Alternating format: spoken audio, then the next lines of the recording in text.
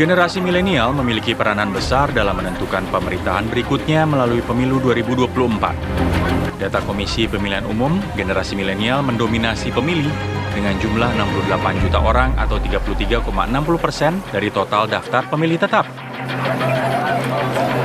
Sementara generasi Z sebanyak 46 juta orang atau 22,85%. Memang tak mudah menggait suara pemilih generasi milenial. Setiap pasangan capres dan cawapres harus memiliki strategi khusus, sebab generasi ini memiliki kriteria masing-masing dalam menentukan calon pemimpin. Menggunakan media sosial sebagai ajang interaksi, tetap saja generasi milenial tidak suka pemimpin yang selalu menjaga image dan pencitraan. Kampanye positif menjadi momok untuk mengambil hati kaum muda ini. Lalu bagaimana para calon pemimpin ini menyiasatinya? Tim TV One mengabarkan.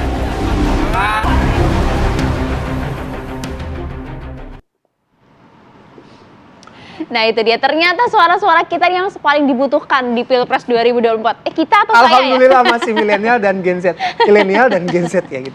Jadi para capres dan juga cawapres perlu ya mempertimbangkan preferensi-preferensi ya seperti kita-kita ini. Nah, apalagi jumlahnya kalau digabungkan milenial dan Gen Z itu lebih dari 50. Ya 52% paling tidak ya, itu dia. Nah bagaimana kemudian nanti gaya kampanye di Pilpres tahun ini nampaknya akan berbeda dengan Pilpres biasanya begitu ya. Karena 52% ini merupakan kaum milenial dan juga Gen Z. Langsung saja kita akan bahas hal ini bersama dengan sejumlah narasumber kami. Rame kali ini ya di studio kita ya. Sudah ada Mbak Sherly Anavita Rahmi, ini milenial influencer. Selamat pagi. Selamat pagi. Kita ingin dengar ya suara-suara dari Mbak Sherly nanti ya. Dan juga ada Mas Adi Praetno, analis politik dari UIN Syarif Hidayatullah. Assalamualaikum, selamat pagi. Mas Adi. Mas Adi. Ada Mas Arya Budi juga, Direktur Riset Poltrek Indonesia. Selamat pagi. Selamat pagi, Mbak Maria. Oke, kita ke Mbak Sherly dulu ya. Betul tidak sih bahwa kemudian tadi disampaikan anak milenial, generasi Z juga ini yang mereka butuhkan dan mereka lihat dari sosok pemimpin adalah bukan yang jaga image, bukan yang pencitraan, tapi apa yang dilihat? Wah, menarik. Saya langsung ke bahwa untuk menggait, untuk melihat bagaimana milenial ini akan melabuhkan suaranya, kayaknya lebih awal kita ngebahas dulu karakteristik milenial kali ya Mbak ya. Bahwa milenial itu adalah mereka yang kritis tapi cenderung skeptis dengan apa yang terjadi di sekitarnya. Nggak cepat percayaan. Anak muda itu cenderung nggak suka dengan status quo, kemapanan. KKN salah satunya menjadi salah satu isu yang cukup bisa menyatukan suara milenial. Anak muda cenderung overthinking dengan masa depannya, dengan segala ketidakpastian. Kenapa Mas Bayu? Nggak usah sok merasa milenial, Mbak. Tolong. Anak muda itu seneng yang blak-blakan, nggak suka yang basa-basi, yang formalitas, dan cenderungnya itu masih fleksibel. Jadi sekalinya dari A pindah ke B, nanti dari C pindah lagi ke D. Mungkin ya. Nah, ini sedikit berbeda dengan pemilih-pemilih senior yang cenderung kalau sudah suka dengan satu tokoh, satu figur, ada kesetiaan, ada fanatik yang dijaga di situ. Loyalnya tinggi. Dan ini agak berbeda dengan lebih dari 50% pemilih sekarang. Dan terakhir, anak muda itu senang dengan harapan yang dilibatkan. Jadi bukan hanya harapan-harapan sekedar kosong, tapi engagementnya tinggi. Bagaimana mereka dilibatkan, bagaimana program-program misalnya atau kegiatan-kegiatan itu cukup melibatkan mereka dan berdampak mereka, gitu. Sekalipun itu kecil, tapi mereka tahu mereka ambil bagian itu menjadi sesuatu yang berarti. Nah, ngelihat semua itu, jadi sepertinya akan menarik untuk melihat 2024 kemana suara milenial ini akan berlabuh, tergantung pada strategi yang dipakai oleh ketiga capres-cawapres ini dalam meyakinkan suara-suara milenial. Tapi kan ada satu karakter tadi ya, meskipun kritis tapi cenderung ada skeptisnya. Skeptis. Kalau misalnya Mbak Sherly sendiri melihat politik Indonesia gimana nih? Pasti kan ikut perjalanannya kan? Udah milih dari 2014, 2019, 2024 gitu. Tapi kalau misalnya melihat sekarang gitu, tetap harapan itu harus dijaga karena toh yang bicara muda itu setidaknya bagi Sherly sampai saat ini Mas, Sherly yakin ada banyak anak muda yang boleh jadi sefrekuensi. Muda itu bukan tentang usia kok. Muda itu adalah lebih ke bagaimana jiwanya. Alhamdulillah baik. Sekalipun di undang-undang itu tertulis gitu ya, yang masuk kategori muda itu sampai usia berapa, tapi sebetulnya ngelihat konteks muda ini adalah bagaimana sikapnya. Kalau konteksnya pemimpin, bagaimana kebijakannya? Bagaimana pelibatan anak mudanya? Apakah hanya sekedar menjadi pion-pion di depan saja, hanya dikejar ketika dibutuhkan, atau benar-benar dilibatkan? Setidaknya aspirasinya didengar, karena ternyata anak muda mungkin suaranya nggak begitu masuk begitu saat membuat program. Tapi ternyata bahwa mereka didengar saja itu sudah senang, itu sudah berarti begitu. Artinya kembali ke pertanyaan, kalau ditanya bagaimana melihat politik sekarang, harapan itu tentu masih disimpan, tentu masih ada, karena toh kita moving forward itu dengan harapan, dengan hope. Tapi melihat isu-isu dan hal yang saat ini terjadi, berkembang, dipertontonkan ke kita semua, khususnya kami anak muda, kok kita mulai sedikit ketar-ketir ya dengan siapa dan apa yang akan terjadi ke depan.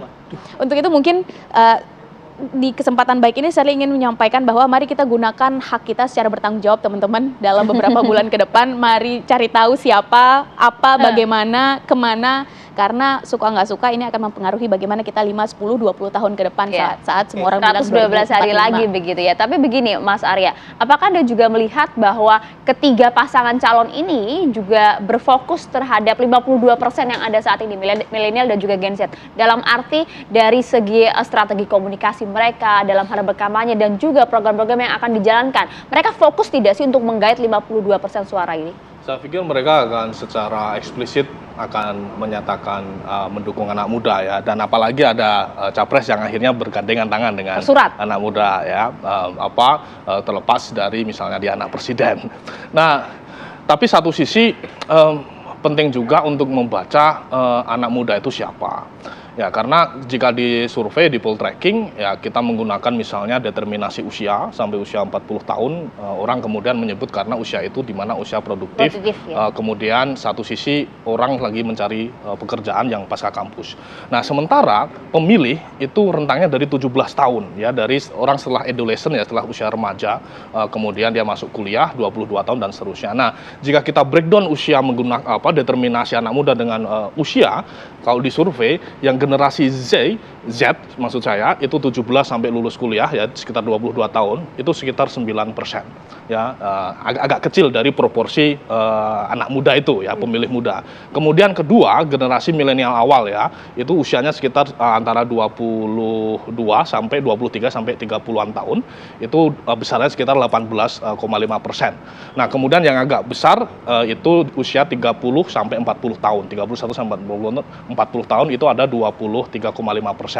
Nah, jadi dari proporsi usia ini sebenarnya yang muda yang belum mempunyai pengalaman pemilu sekitar hampir 30-an%. Ya, karena 9 hampir 10-an plus hampir 20-an% ya, 18,5. Nah, itu pengalamannya dia bisa jadi belum pernah nyoblos. Kedua, dia baru sekali nyoblos. Jadi belum cukup mempunyai exposure terkait dengan isu-isu politik dan publik. Nah, itu yang kemudian bisa jadi menentukan perilaku memilih mereka. Nah, kenapa? Karena anak muda yang baru selesai setelah adolescent, setelah usia remaja secara teoretik ya, kita misalnya bicara soal sosialisasi politik di keluarga. Nah, perilaku atau preferensi pilihan anak muda juga tidak serta-merta dilihat secara independen, dia punya preferensi sendiri. Termasuk juga yang mereka yang skeptis terhadap politik ya, tadi ya? Biasanya mereka akan mencari moral kompas dari orang tua. Nah, di dalam politik itu ada yang disebut dengan parental transmission. Itu dalam teori partai ID itu sangat kuat dan diuji di berbagai konteks ya negara. Kenapa orang kemudian terus-menerus memilih Partai Demokrat dan Republik misalnya di Amerika, atau di sini kenapa orang anak-anak ini dan kemudian tumbuh dewasa tetap memilih PDB dan PKS misalnya di beberapa basis wilayah di Indonesia. Nah, salah satu penjelasannya adalah adanya sosialisasi politik yang disebut dengan parental transmission.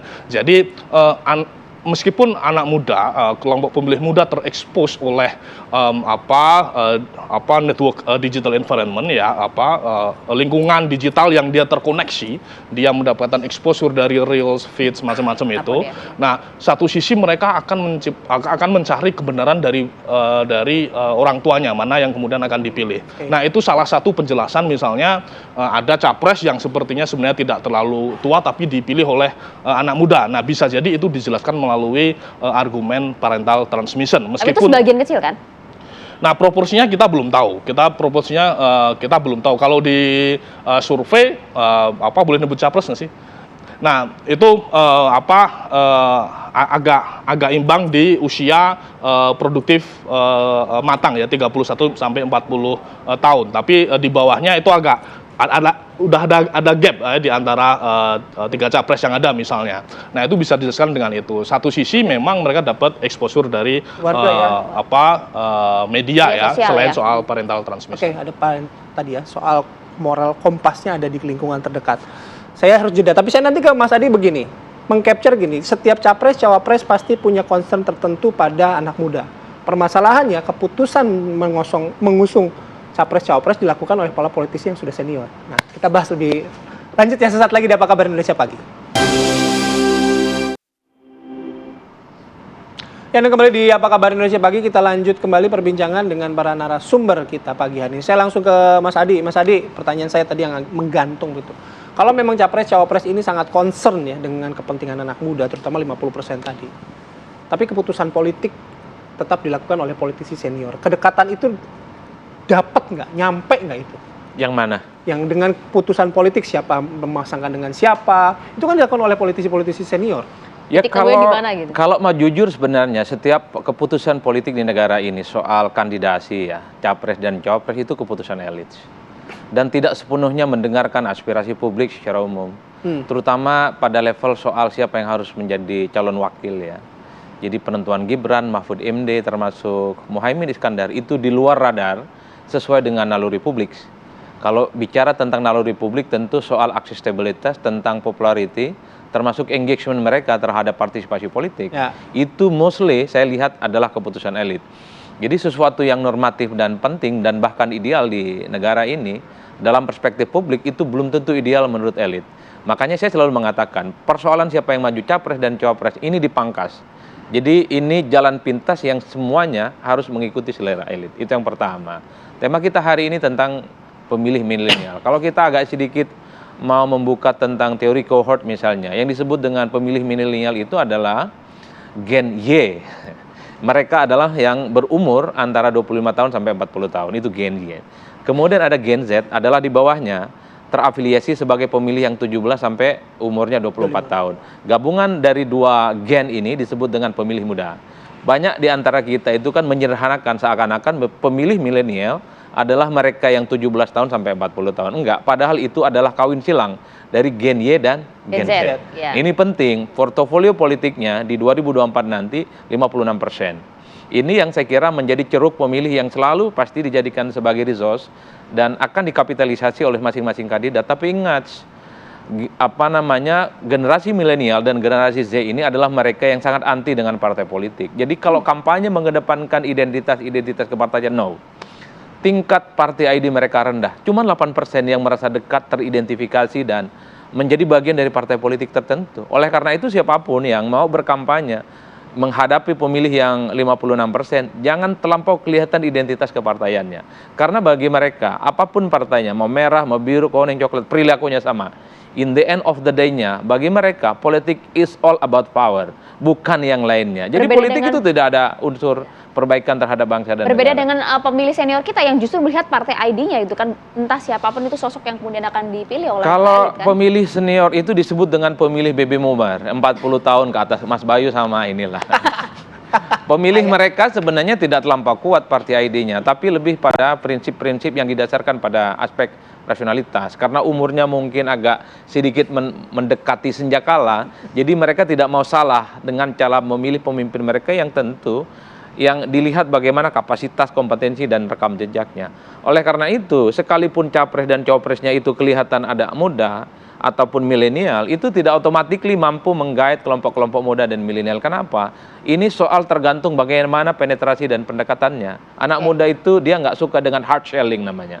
Nggak suka dengan hal-hal yang sifatnya agresif, tapi dia lebih suka pada soft. Apa kuncinya? Yaitu engagement. Jadi siapapun yang nanti mau mendapatkan suara ini perlu engagement. Komunitas-komunitas mereka itu harus dihadiri, menjadi bagian dari mereka, baru bicara tentang bahwa mereka ini adalah calon pemimpin. Yang disebut dengan hard selling, anak muda itu nggak bisa direct to the point, ayo pilih saya Pak Adi. Kaos, itu stiker gitu. Dia nggak suka. mereka suka itu adalah engagementnya berupa gerakan-gerakan sosial. Anak muda kan banyak gerakan sosialnya, solusi, ya. Komunitas-komunitas yang mereka punya. Jadi mau capres langsung, tim sukses ataupun perwakilan harus ada yang menjadi bagian di dalamnya. Ini cara menggiring supaya anak-anak muda itu mau terlibat dan mau memilih. Itu yang saya sebut bahwa anak muda ini pikirannya pendek-pendek. Ya jadi nggak suka langsung ditembak, kau pilih saya. Saya ini punya kaos, saya punya sembako, nggak masuk itu anak muda, Pak. Oleh karena itu, ini adalah pertaruhan strategi sebenarnya Anies, kemudian Prabowo Subianto dan Ganjar. Engagement itu menjadi kata kunci yang sebenarnya menjadi poin yang harus dikapitalisasi. Tapi ingat, anak muda itu suka pada konten-konten visual. Jadi jangan terlampau kelihatan ilmiah sama anak muda itu. Kalaupun toh ilmiahnya jangan terlampau berat.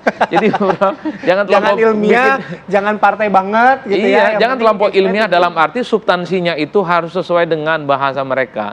Istilah-istilah lebay, kepo, gemoy itu adalah sebagai preferensi upaya untuk mendekati pemilih muda dan milenial. Jadi gemoy istilahnya Pak Prabowo dan pendukungnya itu adalah bagian penetrasi dan masuk ke jantung pemilih muda dan milenial. Artinya Anda juga melihat bahwa ketiga pasangan calon ini bahkan sudah meng-capture hal ini dari segi strategi komunikasi, kampanye dan lain-lain. Akan mengarah ke sana pasti mereka? Sangat kelihatan kok. Misalnya semua orang, semua capres saat ini kelihatan nggak mau kelihatan kaku. Even Pak Prabowo sekalipun, sekarang kelihatan santai bicaranya, mengalir dan bercanda. Kenapa sekarang Pak Prabowo berubah sih? Ya sudah kalah 2 kali misalnya. Itu kan icebreaker politik yang menurut saya smart. Sekali lagi ini sebagai upaya penetrasi terhadap pemilih muda dan milenial. Ganjar apalagi, memang sejak awal portofolio politiknya sangat sederhana. Bagaimana engage dan menjadi bagian dari komunitas-komunitas anak muda itu. Anies Baswedan yang dulu sangat kelihatan intelektual, bahkan bercanda pun juga harus ilmiah. Ketika ada Gus Muhaimin agak beda ceritanya, Pak. Sabet sarung ya? Sabet sarung. Itu menjadi bagian dari intelektual yang jadi humoris. Saya membaca ini adalah strategi bagaimana menggempur basis-basis 56% pemilih muda dan Gen Z itu. Ya ini adalah yang saya sebut bahwa pertaruhan soal bagaimana strategi dan cara mendekatinya. Tapi satu hal menurut saya Mas Bayu, bahwa anak muda kalau bicara tentang preferensi politiknya bukan orang tua. Di Amerika mungkin ada yang disebut dengan party ID ya. Sosialisasi politik itu terjadi ketika anak masih kecil, SD, SMP dan seterusnya. Jadi pilihan politik orang tua itu automatically akan diikuti oleh keluarga besarnya, termasuk anak dan seterusnya dan seterusnya. Di kita enggak. Yang menentukan itu adalah peer group, teman main, sohib, sahabat dan konco-koncone itu. Dan komunitas-komunitas itu tadi ya Mas Adi. Yang komunitas-komunitas itu, oleh karena itu kalau ingin menggempur basis kekuatan politik dari anak muda, cari siapa teman mainnya. Bukan cari siapa Betul begitu nggak? Mas Adi, saya sedikit tambahin sedikit. Tadi kan moral kompas tuh, jadi orang tua. Nah, dilalahnya adalah 5 tahun belakangan ini ternyata kita tuh jauh lebih sering menghabiskan waktu di online. Apalagi dalam 3 tahun after COVID, data dari IDN Research Institute merilis 8-12 jam waktu anak muda itu habisnya di internet. Artinya kalau sebelumnya misalnya peer groupnya adalah keluarga, bisa jadi sekarang peer groupnya adalah di online. Dengan kata lain, siapa yang menjadi figur mereka di online yang paling sering menyampaikan sesuatu dan masuk secara alam bawah sadar mereka akan cenderung diikuti. Terlepas itu apakah logis tidak logis, masuk ke logical fallacy apa adanya gitu. Tapi demikian adanya dan partai dan siapa saja yang bisa membaca itu menggunakan strategi untuk meng-guide, itulah yang saya pikir akan mendapatkan lebih dari 50%. Mediumnya mungkin salah satunya sekarang di media sosial. Salah satunya. Tapi dari penjelasan Mas Adi tadi, sudah terasa belum dari 3 capres-cawapres, atau ya mungkin Mbak Sally melihat lah gitu, yang sudah mengubah gaya bicaranya, tata katanya, kemudian komunikasinya, apakah menurut Mbak Sally itu sudah berubah begitu? Perubahan tentu ada. Contoh-contohnya tadi sudah disebutkan bagaimana Pak Prabowo, kita juga kaget dengan pembawaan Pak Prabowo yang sudah mulai cair. Misalnya Pak Anies yang sebelumnya sangat intelektual dan sangat akademisi mulai pelan-pelan cair ketika bersama dengan konten media sosial dari ketiga pasangan kan sudah berbeda ya. Sepakat. Kalau Pak Ganjar kan memang orangnya humoris ya dari dulu. Nah, itu semua sudah mulai terlihat. Hanya saja dalam hal ini Sally juga dalam kesempatan baik ini pengen menyampaikan bahwa ada baiknya sekarang anak muda sudah melihat ada apa di balik apa. Jadi nggak lagi terjebak dengan gimmick-gimmick. Sepakat bahwa itu adalah hal yang penting, komunikasi politik, bagaimana penetrasi, cara engagement, Saya pikir itu satu hal yang penting, tapi mari kita anak muda sekarang melihat sebetulnya apa yang ditawarkan. Dan apakah sebetulnya kan bicara politik praktis utamanya dua ya, terlepas itu diputuskan siapa-siapanya oleh elit, tapi itu adalah tentang janji dan realitas. Janjinya apa, realitasnya apa. Dan cara terbaik untuk membuktikannya adalah cek integritasnya saat dia diberi amanah, track recordnya bagaimana. Itu kan salah satu cara kami yang paling mudah gitu. Ya, meskipun anak muda juga sekali lagi kita perlu breakdown ya, karena kita nggak bisa membicarakan perilaku anak muda secara sama antara 17 sampai 40 tahun jika kita mau anak muda. Jika merujuk ke data yang tadi saya sampaikan, nah parental transmission itu bekerja di usia-usia awal ya, 17 sampai 20-an tahun. Nah, baru setelah itu kemudian dia terekspos oleh peer ya, rekan kerja dan seterusnya yang setelah lulus kuliah bekerja, karena itu juga menjadi salah satu ceruk pemilih yang 52% tadi. Nah, sehingga itu juga menjadi penting. Meskipun saya sepakat misalnya digital platform jadi kunci dan itu sudah terbukti di banyak kasus ya. Misalnya di Filipina kemenangan Duterte dengan Sarah Duterte dengan Bongbong Marcos ya yang kemarin menang itu dimainkan oleh anak dari Bongbong Marcos yang usianya sekitar 20-an tahun yang menggunakan TikTok dan seterusnya tentang kehidupan orang tuanya. Dan contoh lain misalnya anak muda juga bukan sekedar sebagai objek ya. Misalnya jika diskusinya kita tempatkan capres menarget anak muda, tapi dia menjadi subjek dalam politik elektoral. Itu pernah terjadi di Oklahoma di Amerika Serikat, di mana K-pop fandom dan kemudian TikTokers itu memobilisasi untuk menggagalkan rally dari Donald Trump. Kita tidak menduga bahwa K-popers anak muda yang mayoritas itu mampu mengkonsolidasikan kekuatan mereka untuk aktivitas elektoral. Jadi hati-hati juga capres satu sisi dia menarget, tapi sisi lain anak muda juga bisa terkonsolidasi karena ada digital platform yang menghubungkan mereka. Jadi ada potensi-potensi di mana anak muda itu bukan sekedar sebagai objek dari capres maupun partai, tapi bisa jadi mereka juga adalah subjek penting dalam aktivitas elektoral. Karena sifatnya kritis itu tadi ya. Yang kita bicarakan itu anak muda di kota. Jadi nanti anak muda di selain kota nanti kita bahas habis ini ya. Kalau di desa beda lagi. Nah, menarik Mas. Usai jeda ya Mas ya, kita bahas tuntas ya. Saat lagi tetaplah bersama kami di Apa Kabar Indonesia Pagi. Oke, kita lanjut lagi perbincangan. Tadi ada yang terputus, kita sambungkan kembali ke Mas Adi langsung. Emang kalau misalnya di desa kenapa? Di daerah di kota bedanya pemilih milenial kita seperti apa ya Mas Adi? Ya kalau di kota itu kan paket datanya lengkap lah ya. Kalau teman-teman di desa itu kan sekali download melihat konten visual dia langsung berhenti, nggak penuh. Tapi kalau di desa itu penetrasi yang face to face masih penting ya, baik yang dilakukan oleh kandidat ataupun melalui tim sukses. Oleh karena itu, yang kita bicarakan sebenarnya lebih kepada kita melihat anak-anak muda, ini perspektif perkotaan. Anak di desa, baik dari pendekatan dan isu itu, pendekatan yang menurut saya agak berbeda. Pertama nih, kalau bicara tentang anak muda di desa, yang mereka pikirkan adalah bagaimana cari pekerjaan yang oke dan mantap. Ya, tidak terlampau peduli dengan bagaimana tingkat pendidikan mereka itu naik ke jenjang yang lebih tinggi. Di kota nggak begitu. Yang mereka bicarakan adalah bagaimana kualitas pendidikan dan akses terhadap pendidikan yang lebih mapan membuat kualitas kehidupan mereka semakin mantap. Pada level ini, pada level pragmatisme saja itu sudah berubah. Jadi bagi anak-anak desa, kemudian anak muda, milenial, bagi mereka dapat kerja, apapun judulnya. Ini menjadi penting bahwa setiap capres dan cawapres yang turun ke bawah memastikan kalau jadi presiden, harapan terhadap dunia kerja itu semakin terbuka. Kerja tidak harus di sektor formal, tapi di sektor-sektor lain yang selama ini tidak bisa digarap dengan baik. Di daerah itu kan kalau nggak desa, ya petani, kemudian apalagi nelayan, dan itu harus diberdayakan, Pak. Kan sekarang banyak anak muda yang kemudian agak hopeless pikirannya untuk menjadi petani, karena percuma jadi petani. Untuk apa? Karena keberpihakan terhadap petani tidak ada. Melanjutkan orang tuanya yang jadi nelayan. Untuk apa jadi nelayan? Kalau kemudian hasil panen mereka itu kemudian diinvasi oleh kebijakan-kebijakan impor. Ada juga yang menjadi tukang kebun dan seterusnya. Mereka nggak aware kalau keberpihakan para capres dan cawapres pada bidang itu, terutama pada sektor pekerjaan yang selama ini tekuni itu peduli, sangat mungkin pemilih muda dan milenial ini akan menjadi bagian penting di dalamnya. Nah, yang kedua soal toleransi terhadap money politik. Kalau anak muda di kota, oke, money politik adalah suatu hal yang biasa dalam demokrasi, ambil uangnya tak pilih orangnya. Di desa beda lagi. Beda, Mas? Beda lagi. Ambil uangnya, coblos orangnya, kalau bisa tambah ini uang politiknya. Kok cuma segini? Dan jumlahnya jauh lebih besar. Kalau di kota mungkin 100-200 oke. Di daerah kalau bisa jangankan 100-200. Kalau 1 juta boleh ini barang. Itulah yang akan mereka coblos. Ini yang saya kira adalah satu pendekatan-pendekatan yang tidak mudah ketika melihat anak muda. Oleh karena itu breakdown soal bagaimana mendiagnosa kepentingan politik mereka tidak sesederhana yang kita bayangkan. Bahwa dengan konten, video, visual mereka nggak bisa, Pak. Anak muda itu juga perlu digiring bagaimana ada hal-hal yang sifatnya konkret, cash and carry, terutama di daerah-daerah yang memang selama ini menganggap politik itu biasa saja. Politik bagi mereka adalah soal transaksional, siapa yang bawa kerudung dan bawa sembako, bukan yang apa yang ada di TikTok. Ya, sepakat Mas Arya. Ya, saya pikir kalau berdasarkan data ya, saya kembali ke data. Jadi gini, ada studi misalnya dari Polgov UGM kemarin belum lama merilis. Tadi dikatakan misalnya partisanshipnya rendah. Nah, hasil survei itu secara nasional ternyata yang merasa dekat dengan partai politik 20%.